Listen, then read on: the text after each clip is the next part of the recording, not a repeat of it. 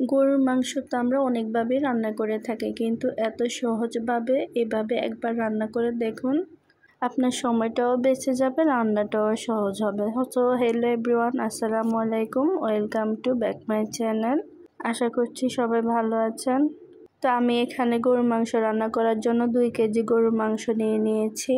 এখন আমি এখানে দিয়ে দিব 1.5 টেবিল চামচ আদা বাটা, 1.5 টেবিল চামচ রসুন বাটা, এরপর দিয়ে দিচ্ছি 1 টেবিল চামচ লাল মরিচের গুঁড়ো, 1 টেবিল চামচ হলুদের গুঁড়ো, দিয়ে দিচ্ছি স্বাদ মতো লবণ, এরপর দিয়ে দিচ্ছি 1 টেবিল চামচ জিরার গুঁড়ো, হাফ চা চামচ ধনিয়ার গুঁড়ো।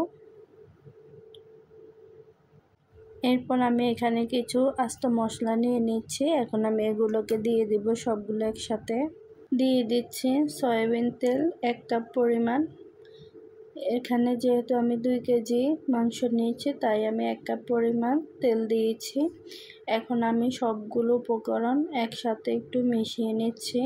এরপর এখানে আমি 1.5 কাপ পরিমাণ পেঁয়াজ কুচি দিয়ে দিয়েছি। দিয়ে এগুলোকে আমি আবারও ভালো করে মিশিয়ে নিচ্ছি এপাশ ওপাশ করে।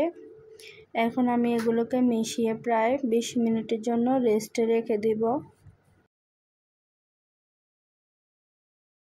তো 20 মিনিট হয়ে গিয়েছে। এখন আমি এগুলোকে চুলায় বসিয়ে দিয়েছি। এখন আমি একটা ঢাকনার সাহায্যে এগুলোকে 10 মিনিটের জন্য কষিয়ে নেব।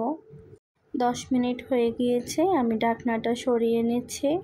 এখন আমি মাংসগুলোকে একটু নেড়ে ছেড়ে এপাশ ওপাশ করে একটু উল্টিয়ে দিব। আপনি যখন সবগুলো মশলা একসাথে মিশিয়ে মাংসগুলোকে 10 থেকে 15 মিনিট অথবা আধা ঘন্টার জন্য রেস্টে রেখে দিবেন, তখন মাংসগুলো কিন্তু সেদ্ধ হতে বেশি সময় লাগে না। তো আমি এগুলোকে আবারও প্রায় 10 থেকে 15 মিনিটের জন্য রান্না করব ঢাকনা দিয়ে।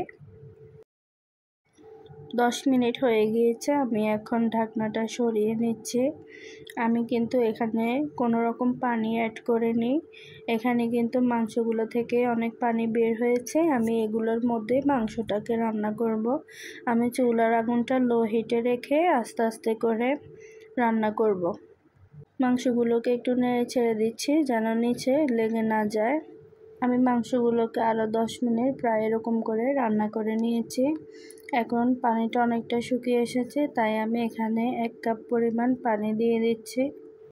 পানি দেওয়ার পরে একটা ঢাকনার সাহায্যে আমি এগুলোকে আবারও 10 থেকে 15 মিনিট রান্না করে নেব।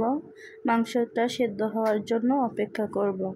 আমি ঢাকনাটা সরিয়ে নিচ্ছি। এরই মাঝে কিন্তু আমি 2-3 বার ঢাকনাটা সরিয়ে মাংসগুলোকে নেড়ে চেড়ে দিয়েছি। তো আপনারা দেখতে পাচ্ছেন মাশাআল্লাহ কত সুন্দর কালার হয়েছে। এরই মাঝে কিন্তু আমার মাংস রান্নাটা পুরোপুরি কমপ্লিট হয়ে গিয়েছে। তো আমার আজকের রেসিপিটি কেমন লেগেছে, যদি ভালো লেগে থাকে অবশ্যই কমেন্ট করে জানাবেন। একটা লাইক, কমেন্ট এবং শেয়ার করে দিবেন। সবাই ভালো থাকবেন, সুস্থ থাকবেন। আল্লাহ হাফেজ।